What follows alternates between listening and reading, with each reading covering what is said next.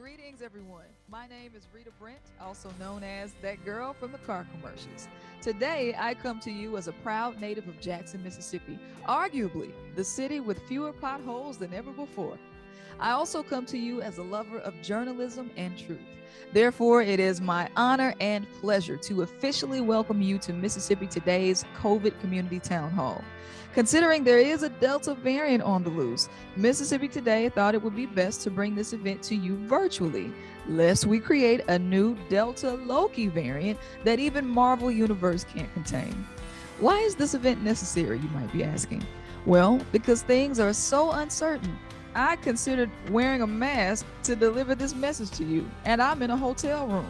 I mean, I can't risk someone sneezing through the screen and it somehow reaches me through, 5G. Of course, that's highly unlikely, but exactly why Mississippi Today is taking the initiative to dispel myths during this critical time and provide a sense of understanding with advice from trustworthy experts. As much as we all love Google, our 12 minutes of random research doesn't negate or supersede the decades of dedicated work medical experts have contributed to be able to guide us through these challenging times. The truth of the matter is, this pandemic has caused great devastation, and it's gone on longer than a Chick-fil-A drive-through line. None of us expected it to. And if you're not good with eye and forehead recognition, I'm sure this mask thing is beyond frustrating for you. Is that Marshall Ramsey? No, those not his eyebrows. Huh. A year and a half later, there are still questions to be answered, like is one vaccine more effective than the other? Will orange juice and prayers prevent me from getting the virus? Is COVID-19 now 21? That's why it's behaving so wildly. Did Jeff Bezos social distance while floating in space on his expensive adult field trip? Thankfully, Mississippi Today cares about your concerns, your comments, but most importantly, your well-being. Oh, and a side note, as a general rule, don't comment something unbecoming on social media unless you're willing to file for unemployment. All right, today's town hall is meant to give you confidence, clarity, and maybe even relief. We hear a lot of things on the internet, in the streets, but today, Mississippi Today is putting knowledge and honesty at the forefront so you can believe in truth again. Just like I believe in Coach Prime and those 2-0 Tigers at my alma mater, Jackson State University. Hashtag the I love. I think I speak for many of us when I say we just want to make tailgating great again. The time has come to put on your best hand sanitizer, the kind that dries fast and isn't all gooey. Perk up your listening ears and employ your critical thinking skills as Mississippi Today presents to you a COVID community town hall. May you leave more informed than you came. Then after this town hall, be smart, be safe, and let's continue to preserve the art of journalism and humanity. Together, we can heal as a people and get back to the joys of life. My name is Rita Brent, and as we say at my home church, you are welcome, welcome, welcome.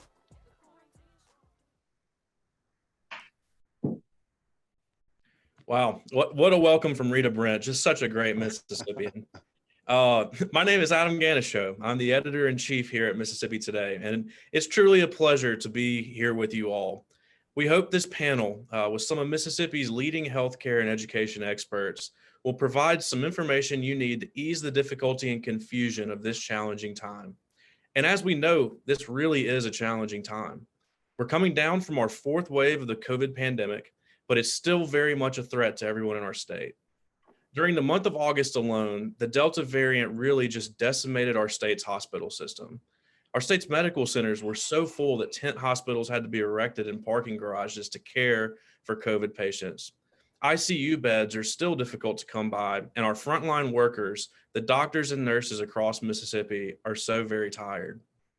And while COVID caseloads were breaking daily and weekly records in Mississippi in August, the state's public schools went back into session.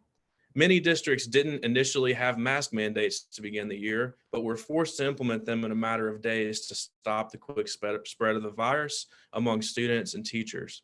Some schools had to switch to a combination of virtual and in-person learning, and others had to close completely for a little while. We've heard horror stories from inside schools, teachers and parents being scared about their health and their well-being. Students are missing out in some cases on vital in-person learning, and administrators have sometimes been at a loss of how to move forward without statewide guidance. And of course, we know that plenty of schools, teachers, administrators, and parents are making the most out of a difficult situation and continuing to ensure that we provide great in-person instruction to our children. We're going to touch on this and a lot more within the next hour. But before we get started, I want to give a very quick shout out to the sponsors of this event. Thanks so much to the Delta Health Alliance and the Partnership for a Healthy Mississippi for their help in making this event possible. Now, I'm so pleased to help kick the event off with Byron Brown, a news anchor at WJTV 12 News here in Jackson. Byron, thank you so much for being here today. Adam, thank you for having me, and it's great to be here. We want to begin by introducing our first two panelists. Dr. Dan Edney is the Chief Medical Officer at the Mississippi State Department of Health, the agency managing the state's COVID-19 response, and also Delbert Hosemann, of Mississippi's Lieutenant Governor and the top officer in Mississippi State Senate. Gentlemen, thank you for joining us this afternoon. Thanks, Brian. Thank you. Glad to be here. Well, Dr. Edney, let's get right to it. Where do we stand right now with the Delta variant across the state of Mississippi? Well, Byron, we're still reporting very high numbers. Today, we reported out over 2,300 new cases.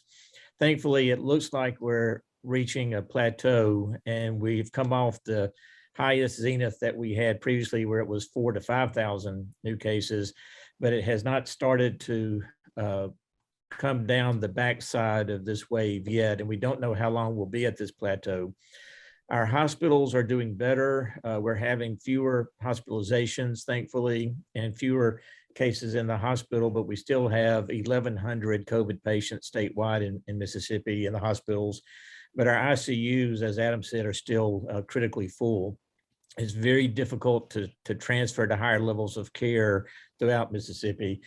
Today, we had 390 in the ICUs, which is a very high number for us, and still running about 280 patients on the ventilators, which again, those are extremely high numbers.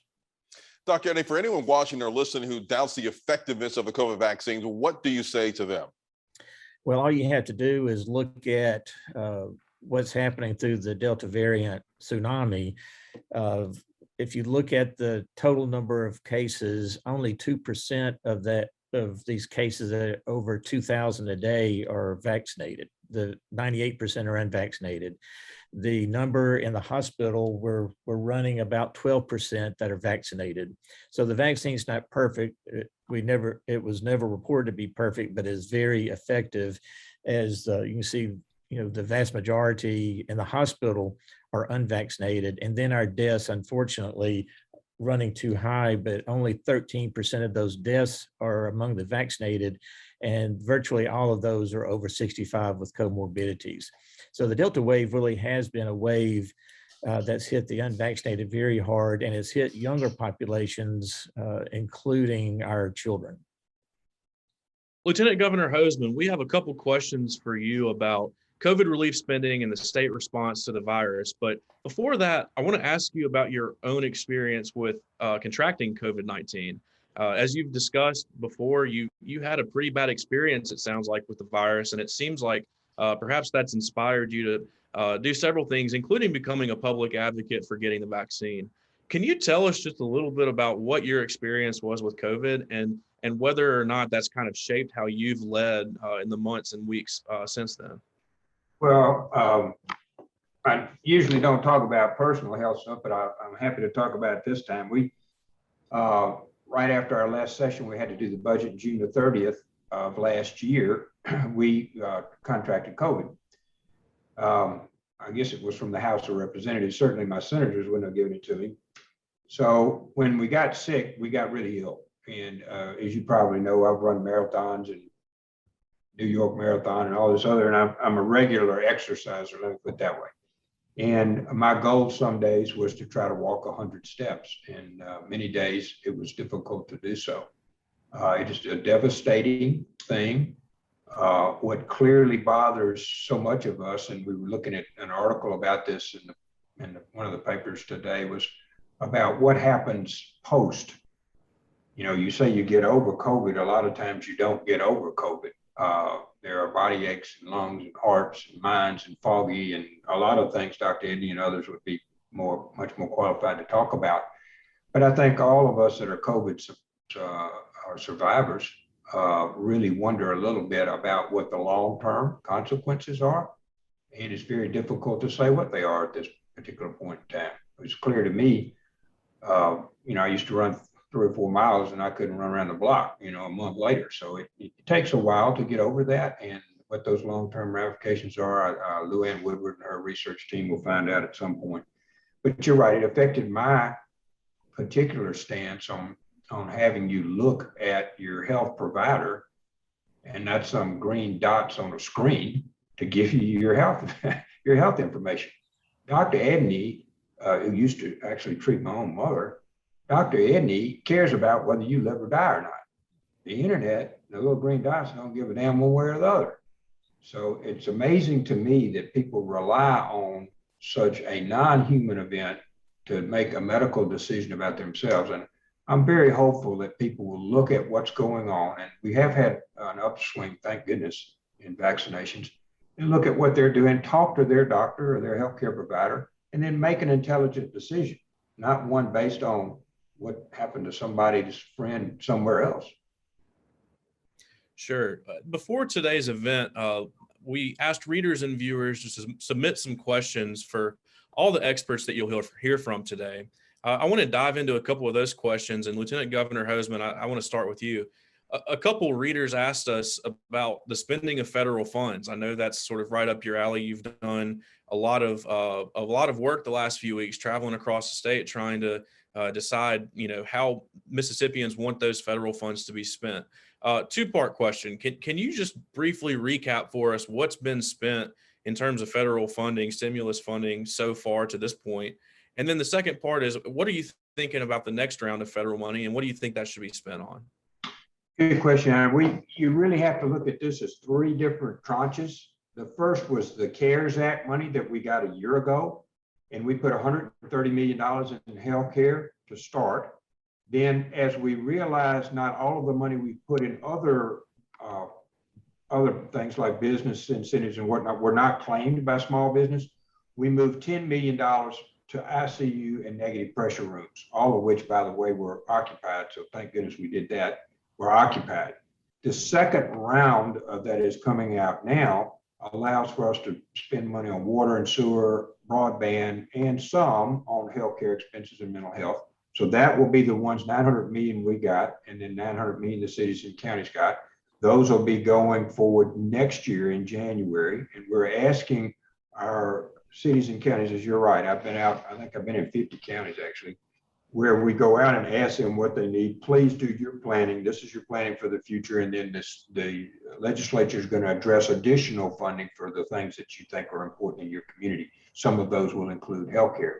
We're also looking at one of the things that was mentioned clearly on the start of the program, which is the fact that our nurses are being lured away with additional funds. Now, I talked to one hospital yesterday, they had one hospital, and he told me that it was going to cost $175 an hour to get a mobile nurse to come in, a traveling nurse to come into his hospital.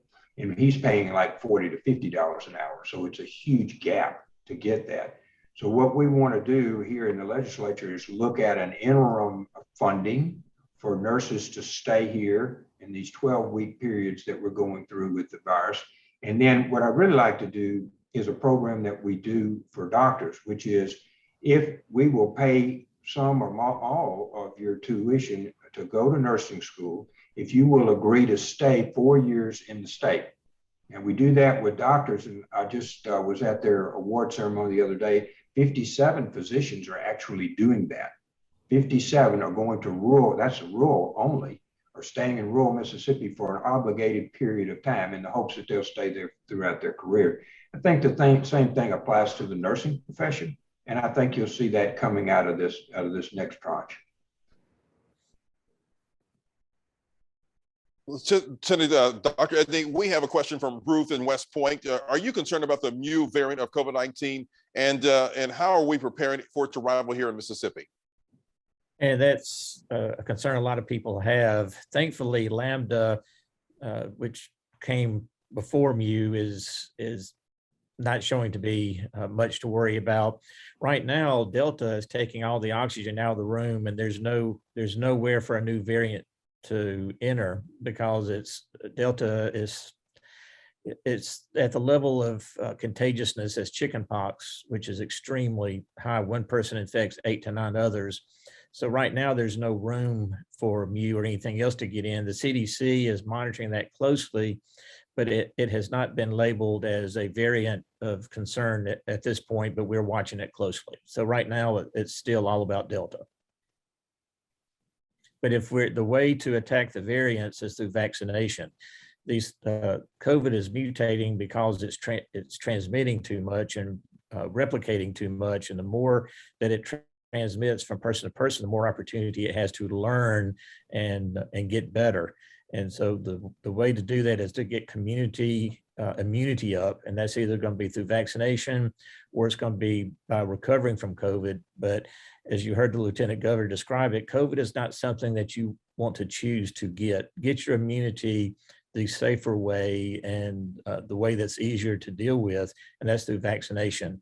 2.2% mortality in Mississippi with our COVID cases. So you multiply that 2,300 by 2.2%, and that's how many will have succumbed to COVID in about 2 to 3 weeks. So it's just not worth the risk to get immunity naturally. Get vaccinated, which is far safer. You know, I want to add something to that. Just a couple of weeks ago, we buried a friend of mine, David, in Vicksburg, Mississippi. Dr. Edney, we know who that is. Yes, sir. He was not vaccinated, 68 years old, in great shape, worked out, ran in the national park, all of the kind of things that you would expect of someone to stay healthy. And he was not vaccinated. And his law partner told me that one of the last things he said to his 3 sons before COVID claimed him was, please get vaccinated. So I will tell you, to echo what Dr. Edney is saying, why are we taking those kinds of chances, not only for ourselves, but our family, our friends, our co-workers, our people at the church, out. You know, when he talks about spreading it multiples of 8 for every person, it's exponential. And then the other thing that I don't know that anybody's talked about, Adam, is the economic loss to us. And when I meet with these hospitals, it costs them $5,000 to $10,000 a day with these patients. And of course, that comes from somewhere. It doesn't come out of the air. It comes from the state or the federal government or the hospitals themselves withdrawing other things they would like to have done that they don't do. And then when you get into the economics of somebody not working, and then you get into I guess really the elephant in the room, how do we sell businesses to come to Mississippi as the least vaccinated state? Is that our selling point? I don't think so. So all of these have a multiplier effect, not just from the actual virus itself, but also from the economic effects that puddle out from us here. And I want to be real clear about that. This is a negative economically, not only to you and your family, but to the whole state. Absolutely. Well, Dr. Edney and Lieutenant Governor Hosemann, we could talk all day about this. We have a great panel coming up in just a few minutes. I want to ask y'all one quick question, and we only have about 60 seconds left with this first segment. So if y'all could split that up quickly, I'll ask an easy question. What can we do about this? In your opinion, what can we do to help encourage Mississippians in the least vaccinated state in America, to your point, Governor? What can we do to spread the word and get these numbers looking a lot better? Dr. Edney? Well, it's important to, in a non-judgmental, loving fashion, talk to your friends and family about the importance of protecting yourself through vaccination. Or if you're just not going to get vaccinated, then wear your mask and be appropriate and don't take unnecessary risk until this is over. And just understand this is not over. We still have a ways to go. But judging each other doesn't get us anywhere. We need to be concerned about each other. I think that was very well said, and I don't have anything to add to it. The state's going to support our hospitals, our nurses, and our doctors that are dealing with this, and the families that are left behind. but we would like for that to be minimal. Sure. Well, Dr. Edney and Lieutenant Governor Hosemann, thank you so much for being here with us. And Byron, thank you for being here too. I know you need to break away and get ready for the 12 News at 5 broadcast. Well, thank you very much. We will. We're going to have much more of the highlights from this town hall on our evening newscast. And of course, we're going to have much more of it too on Sunday's Mississippi Insight on Sunday at 10:30. Thank you for having me. And I'm looking forward to hearing much more of the second half of the discussion. Thank you very much. Thank you. Thanks, Adam. Yeah, so now I'm going to turn it over to my colleagues here at Mississippi Today, Kate Royals and Will Stribling, who are going to moderate the second panel of the evening. Thank you so much for being here. Thank you, Adam. I'm Kate Royals. I'm an education reporter here at Mississippi Today, and I just want to say thank you all for being here, and thanks for letting me be a part of it. Without any further ado, I'll go ahead and get to some of our reader-submitted questions. And our first one is from Maggie Pooley in Ridgeland. And I think it's probably a good one for Dr. Edney or Dr. Woodward. And it is, how effective are face masks really in schools?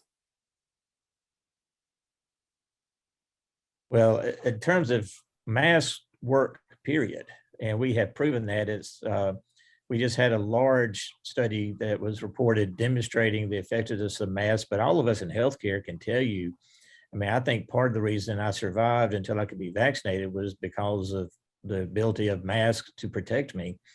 And, obviously we've been wearing surgical masks forever, and there's a reason. And the surgical masks don't filter all the bacteria and viruses, but it reduces droplet transmission, and it reduces the bacterial and viral load as it goes through the mask. There are a lot of reasons why masks work, but you look at the influenza season last year, it was non-existent because we were all masked and socially distancing, something we had never done in my 30-year career. And already flu is in Mississippi. We're seeing COVID and flu together because we've dropped our mask. There are times when it's appropriate to wear a shirt, and there's times it's appropriate to wear a mask. And, I'm not going naked face to Walmart. I wear my mask.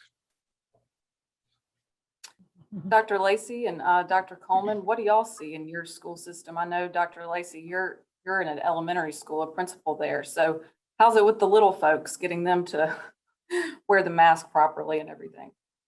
Well, they're precious. They'll do anything we ask them to do. And it's important that we're modeling what we expect them to do. So our teachers are doing a great job, whether they're vaccinated or not, keeping their masks on while they're here at school.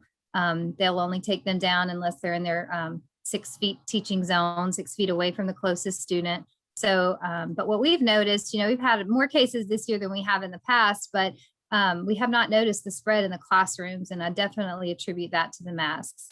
We feel like the spread's coming more so from, outside of the school.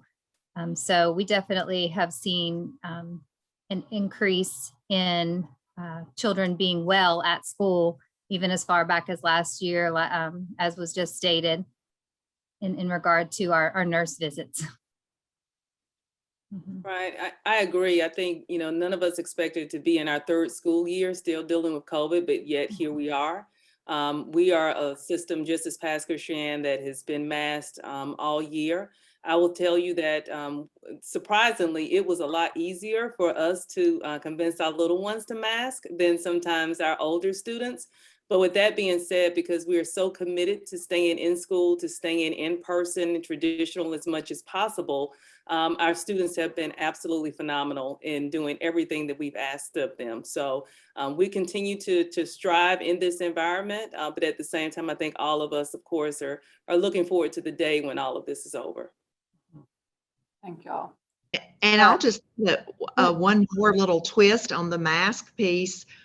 Here at the medical center, we are also a school. Not everybody always thinks about that, but we've got about 3,000 students. So, and our education programs, it's very hard for those to be virtual. We do have some components that can be virtual, but when you're learning how to take care of patients, so much of that really has to be in person, bedside, with the physicians, with your nursing professors, with your dental professors, all of those. So we have been in person pretty much throughout the entire pandemic, and our students have been wearing masks. Even before the vaccine was widely available, people were wearing masks. we had a few little outbreaks in our student population, but that was primarily tied to social events outside of school. So we felt very good with our own students, though they're a little bit older than yours, but we felt very good with our own students and how well they were protected by wearing masks. And it sounds like having a culture of safety is prevalent among all of the school districts, whether they are of adults or of elementary, middle, or high school age children. Having a culture of safety is very important. And so that's something that as parents, we could encourage, whether we believe in the vaccine or not, whether our families are vaccinated or not. Having a culture of safety is something that we can promote in our homes to support the school districts. Thank y'all. Okay, this next question is from Sharon in Sebastopol and deals with this is for the doctors again, the medical doctors, and deals with confusion about a vaccine that doesn't prevent illness like some appear to in regards to polio, measles, et cetera, but has been proven obviously to reduce the severity of illness if a breakthrough infection occurs. So she's asking specifically whether the COVID vaccine is really comparable to the other vaccines that children are required to have to attend public schools. Well, from a public health standpoint, every vaccine is different, and this is really more comparable to the flu shot, which is also an RNA virus. RNA viruses are more difficult to develop long-standing immunity for. And so we were hoping to get maybe a 50% efficacy out of a vaccine a year ago, and then we came out with 95%. This vaccine is far superior to the flu shot, and I take my flu shot every year because it's very effective. And thankfully we have vaccines that do help eradicate disease. Then we have other vaccines that attenuate disease. And so it's, we're still 88% effective in preventing contracting COVID, but more importantly, we're still over 97% effective in keeping it from killing us. And that's what's important. I would just add a bit to that to say that either looking at the Department of Health website or most major hospitals and health systems now are putting out through some sort of social media platform or on their website their numbers of patients that are in the hospital and in the ICU, and breaking those down by vaccinated and not vaccinated. So you can look at it at the state level at the Department of Health, or you can look at Forest General's website, Gulfport Memorial's website, our website. Multiple hospitals across the state are putting this information out there so that people can see the difference. And clearly the patients who are very, very sick and who are in the ICU, the vast majority are not vaccinated. So that's one of those pushes that I think we're trying to help people see that if you are vaccinated, yes, you can get infected with COVID. You can. The vaccine is not 100% at preventing you from getting COVID. However, it is really great at preventing you from being critically ill or dying from COVID. Yes. And it's very important that our pregnant ladies in the state know the dangers of COVID. That pregnancy in of itself is a very high risk indicator, and all the deaths that we've seen of our pregnant moms have been unvaccinated. So vaccination is approved and recommended for all stages of pregnancy and breastfeeding moms. And could I add one more point to this? I'm sorry.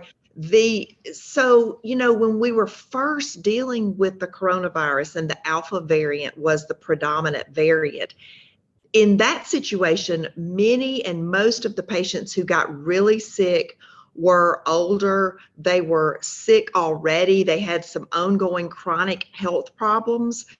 And it's important to realize that over the last year and a half, now we are dealing with a different variant. It has changed. The predominant variant that we're dealing with is different, and it is that Delta variant. And that this has been the variant that we are seeing be so infectious and so dangerous for the pregnant moms, for the kids, for people who are healthy. None of us should feel that we are somehow protected from the Delta variant unless we have gotten vaccinated and we're wearing the mask. Thank y'all. Okay, this next one is for Dr. Coleman, and it's a little bit of a multiple parts. So it's from Robert Droll in Madison, and he's asking, what advice would Superintendent Coleman have for school districts throughout the country which have just begun their school year? And then the second part is, does it frustrate her that while Ocean Springs is clearly taking COVID seriously and following public health guidance, neighboring Jackson County School District is mask optional and apparently, at least in the past, has let parents choose whether to quarantine their kids and kind of taken some different approaches to things. Does that frustrate you, and which district is more reflective of the community's attitude towards school safety? Right, so starting with the first question, I think throughout this entire pandemic, educators have been placed in sometimes the most unfortunate circumstance of really trying to operate without understanding all of the science. I mean, because clearly we're not epidemiologists. We are really relying on the Mississippi Department of Health, CDC, for guidance. And so throughout this entire process, for all of us, because this is not our expertise, we've had to read, research, and just try to stay one step ahead. So I would tell educators to do exactly that. Please attend the chats that Dr. Byers and Dr. Dobbs provide for all of us on Friday mornings. Try and read as much as you can. And of course, we're one of those school systems, like I said, that we've stayed we've stayed in person, but at the same time, we also had a virtual component. I think it's very important to provide options to your community right now, because as I've continued to say, we're all in the same storm, but all of us are not in the same boat, or not even in the same type of boat. And so that kind of leads to my response to that second question. We've pretty much kept our heads down and tried to worry about our own district and to take care of the children and the citizens right here within the confines of what we could control. And so, yes, I know that all districts have the flexibility right now without a health order in place of making those decisions. And while we are not all making the same decision, at the same time, our responsibility is to the citizens and the students here in Ocean Springs. Okay, this next one is from Josh Bernstein in Hattiesburg, and it has to do with when the IHL, Institutions of Higher Learning, voted against mandating vaccines on college campuses. And it said when it did so that the Department of Health has not mandated a COVID vaccine as a condition of attendance. Yet, he says, yet over 1,000 college campuses around the US require these vaccines. Almost all of those campuses are in areas with less community transmission and higher vaccination rates than Mississippi. Why, in the face of mounting deaths and ICU shortages, is the Mississippi Department of Health still not recommending that college in Mississippi mandate COVID vaccines? I'm guessing this is on you, Dr. Edney. Well, our approach has been to try to educate and incentivize our folks to get vaccinated. And as what we're seeing already with the very few mandates that are in place, a lot of people are digging their heels in even deeper. And I can tell you that we're moving from vaccination hesitancy more to vaccination hardened resistance. And as I talk to more and more groups, I'm getting a flavor of more frustration and anger, which we don't want. We want people to be safe. And if I were king of the world, that I would mandate vaccines, but there are a lot of factors in play.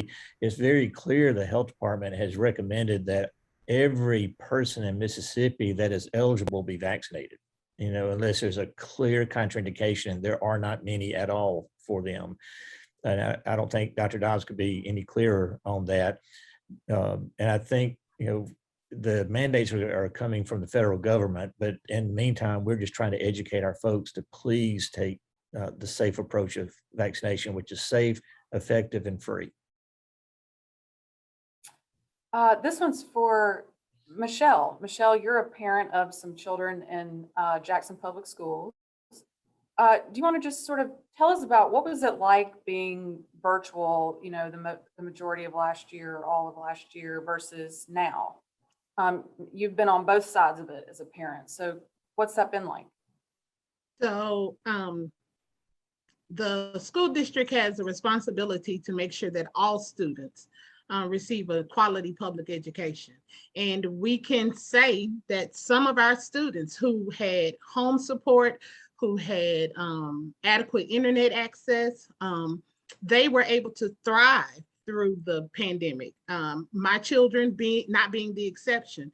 We set up parameters, we set up guidelines on what our school day would look like. And so our virtual learning was able to thrive. However, their social interactions plummeted. And I have children who are socially motivated. And so because of that, we've seen both sides. Now, recognizing that my children need to be around other children, I was one of those who felt that when the district decided that we would go to a back to traditional face-to-face, that I would do everything in my power at home to make sure that my children are safe in the school system. And so as soon as my youngest son turned 12, we made sure that he got vaccinated. Not only that, but a mask is a part of their wardrobe. Every single day, you know that when you lay your clothes out at night for the next day, you get your shirt, your pants, your shoes, and your mask, because that is something that you have to do. I also have college students who are back on the college campuses, and every 30 days, it is mandatory that they receive a COVID test. The State Department of Health offers them free. And so we have access to it, but it's about, again, that culture of safety that I was speaking about earlier. Individual households have to make sure that that is what we are doing. And it is unfair for me to know that my children need to be around other children, choose not to allow them to go and be around other children, but send them in there without any type of training or any type of protection to make sure that they are safe and that they come home at the end of the day as safe as possible. So sitting on both sides of those, I've recognized that it is very important to make sure that you have a plan for whichever side of it is. The school district has to do what's best for the school district, but as parents, we have to do what's best for us. And whatever side that is, make sure you have a plan going in on it. Thanks, Michelle. All right, y'all. Well, I'm going to turn it over to my coworker, Will. He's got some more reader questions and maybe some of his own. So thank y'all so much. Thanks, Kate, and to all the panelists. That was great. That portion of the Q&A was more focused on education issues. This will be more focused on just the healthcare system and vaccines in general. This first question is for Dr. Woodward and Dr. Edney. It's from Camille in Rankin County. She asks that as it stands right now in Mississippi, there is no limit to the number of patients that a nurse can be responsible for simultaneously. How can patients, especially now, be assured that they are getting adequate care when the nurses are spread so thin? We've gotten a lot of questions like that because people are worried now, hearing that the healthcare system is so overwhelmed that even if they are able to get into a bed, that they won't be able to get the same quality care that they would to during a time where this system was under less stress. So hoping y'all could speak to that a bit. So I'll say a few things about that and then turn it over to you, Dr. Edney, to add to it.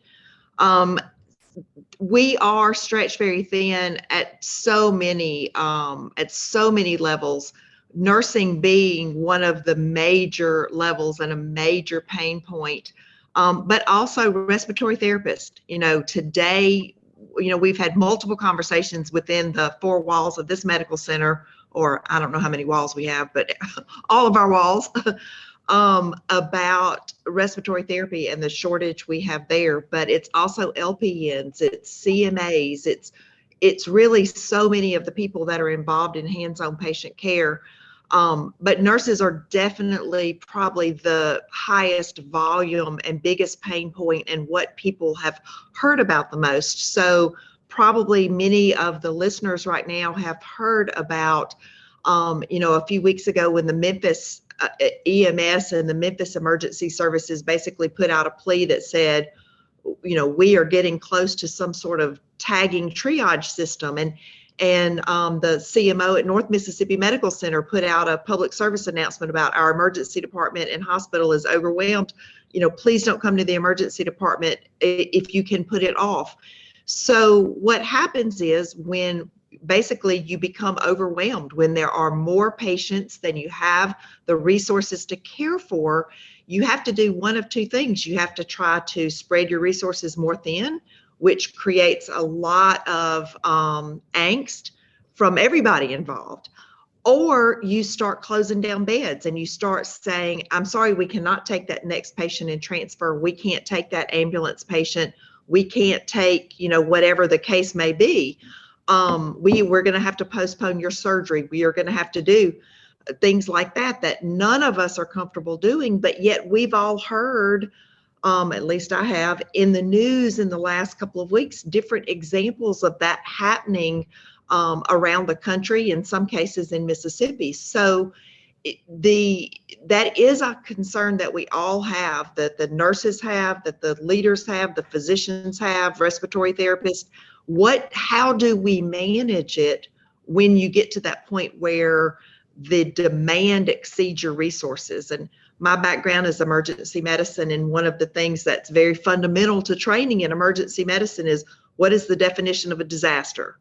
And the hardcore definition of a disaster is the demand exceeds your resources, whatever you're talking about: ventilators, people, beds, nurses, meds, whatever it may be.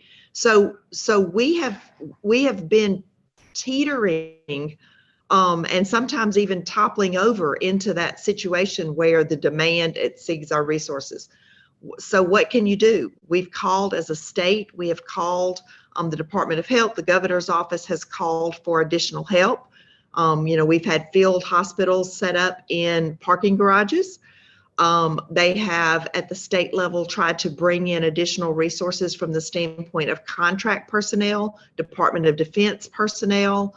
That has been helpful. It is also complicated. It's not easy, and it's not simple, and it's not streamlined, but that has been helpful. I feel like in some cases we're robbing Peter to pay Paul. There is a finite amount of people that are out there available to assist.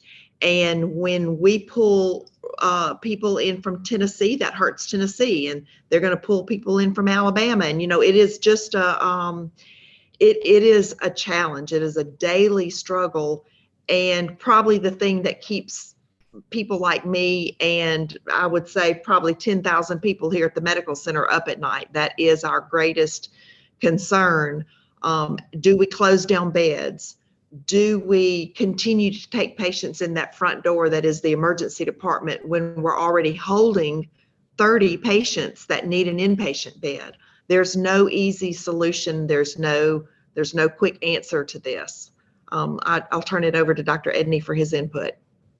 No, absolutely. I agree with everything. And, basically, our hospitals, and especially our hospital staffs led by our nurses, have just done an incredible feat this last 4 to 6 weeks. They have done things that nobody will ever understand unless you were there. I'm still a practicing internist and have watched it. And I can tell you, yes, resources were stretched, but quality was maintained to the highest level possible. That's just who they are.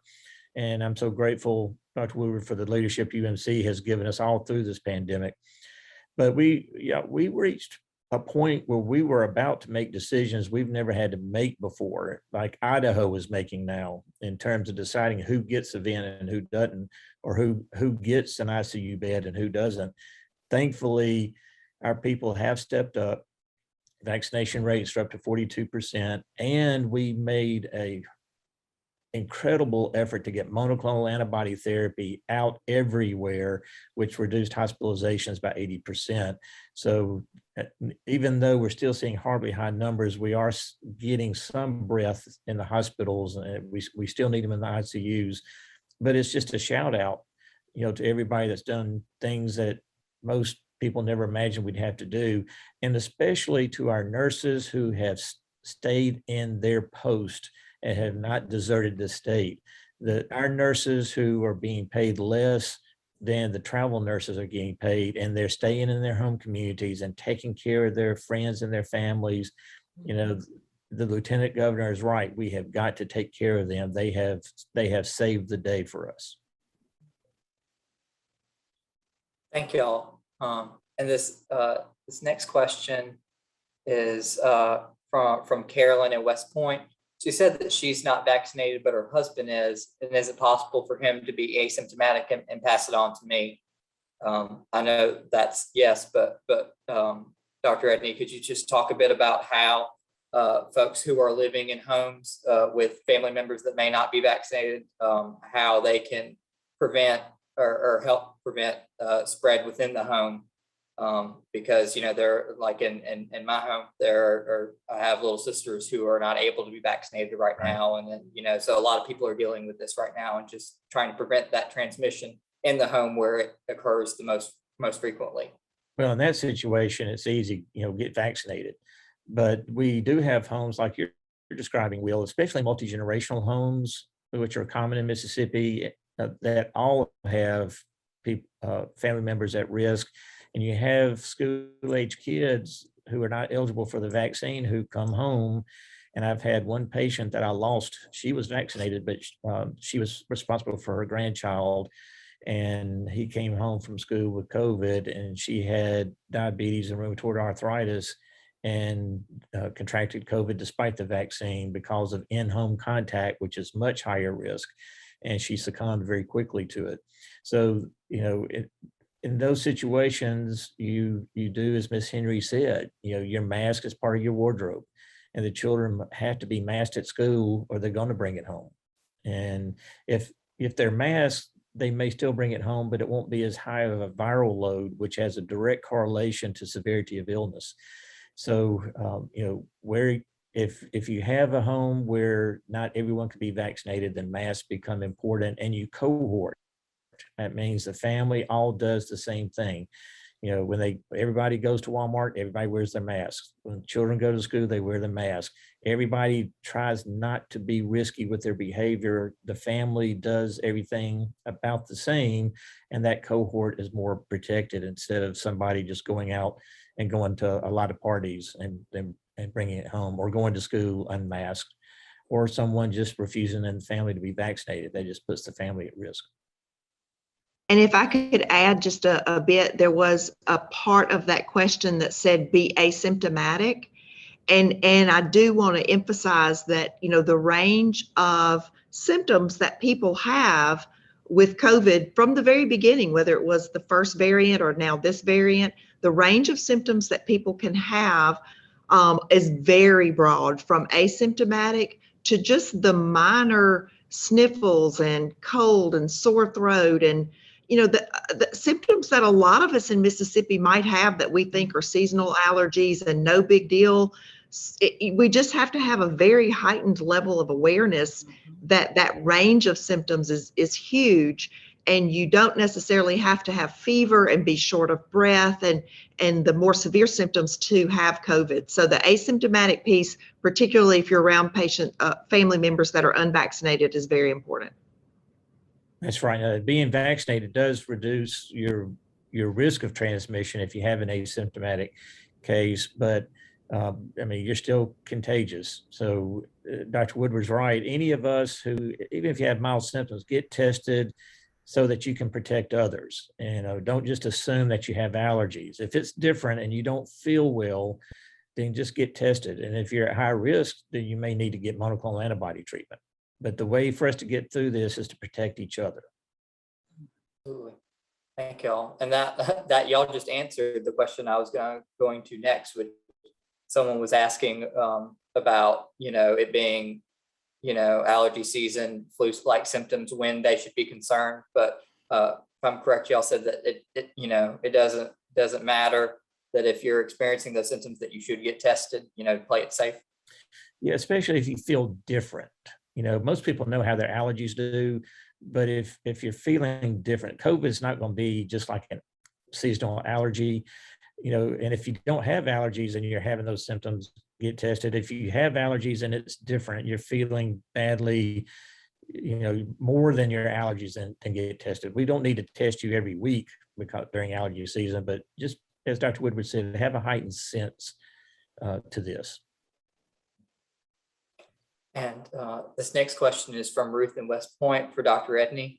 Are you concerned about the MU variant, and how are you preparing for its arrival in Mississippi? I know that there are multiple variants being tracked around the world right now, but it seems like really none of them can hold a torch to Delta. That's it. Right now, nothing can get past Delta. MU is not showing the transmissibility yet. We've seen a few cases of MU in the state, and they just haven't gone anywhere, which is a good sign. But MU can still change, and other variants are, if we don't get our population immunity up, there will be other variants. And God help us if we see anything worse than Delta. Thankfully, MU does not look to be as bad as Delta. And we think Delta is probably going to get our population immunity up because everybody's going to be vaccinated or they're going to get it. And once we get population immunity up, we'll see the fire start to extinguish. I have heard Dr. Dobbs say in a couple of different settings that we will get herd immunity the easy way or the hard way. Right. And looks like I just have time for one more question. So, and this is for both of y'all. It's from Susan in Columbus. She's asking if we have any reason to be optimistic about a return to pre-COVID behavior in the next few months. If not, what options do we have towards, effectively containing the virus enough to allow a return to pre-pandemic, safe, mask-free living in the future? I know no one wants to make predictions right now about when this is going to be over, but I asked it just because a lot of people are, feeling increasingly anxious about us ever getting out of this, and that can, inspire despair and in some cases apathy. So I just want both of y'all to just talk about what Mississippians can do individually right now to hunker down and weather through the remaining months of this pandemic, however many there are. Well, I'm gonna try to beat Dr. Edney to the punch here because there really is only one answer, and that is for us to all get vaccinated.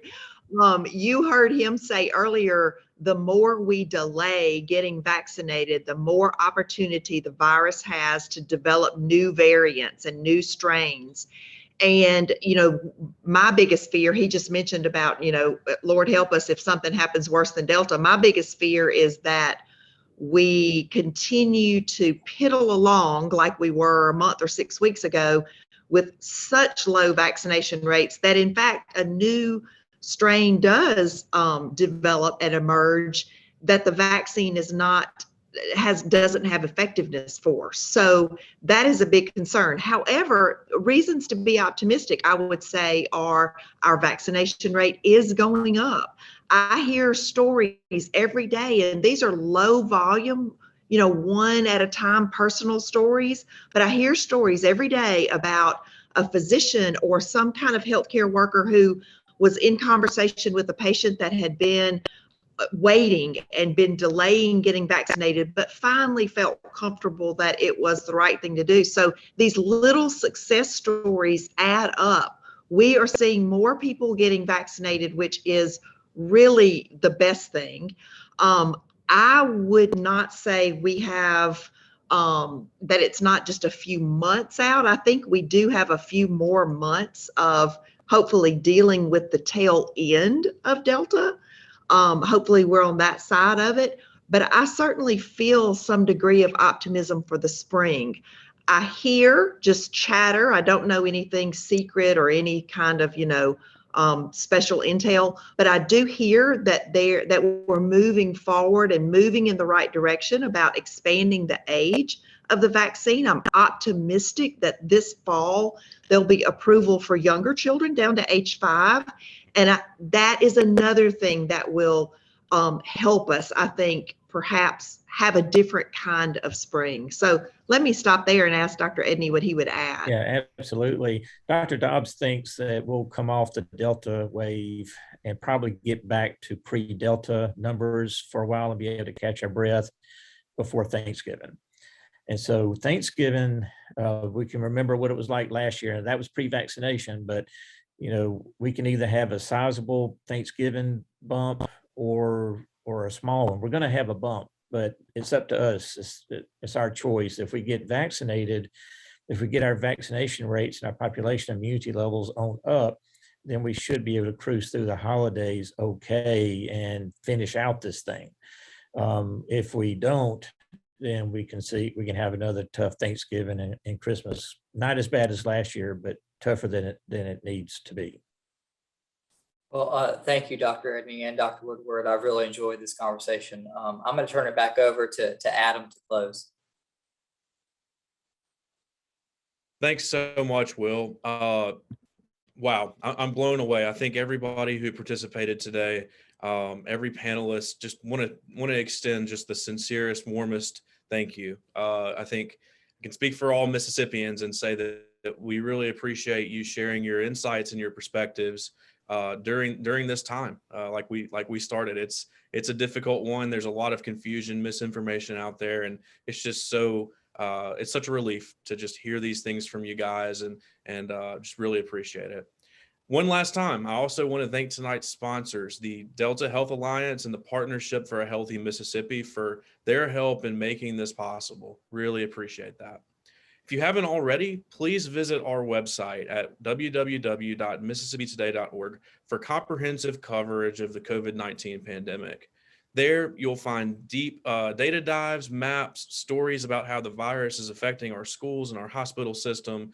You'll also find our vaccine guide, which has everything you need to know about getting the shot and protecting your neighbors. Thank you to everyone for being here. It's a pleasure getting to visit with you, albeit virtually. And until next time, from the entire Mississippi Today team, have a great rest of your night and a great rest of your week.